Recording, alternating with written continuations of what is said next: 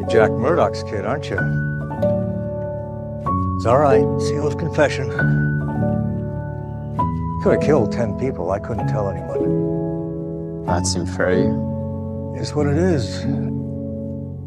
Sometimes we have to do things we aren't proud of. Yeah, but this can't become what we do.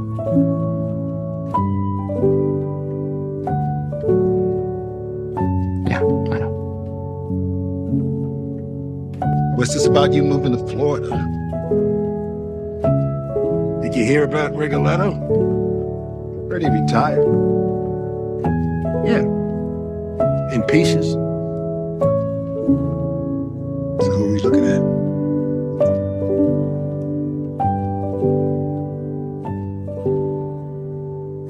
Used to be, if you killed a man, you sent his wife flowers. Now they just send his wife with him.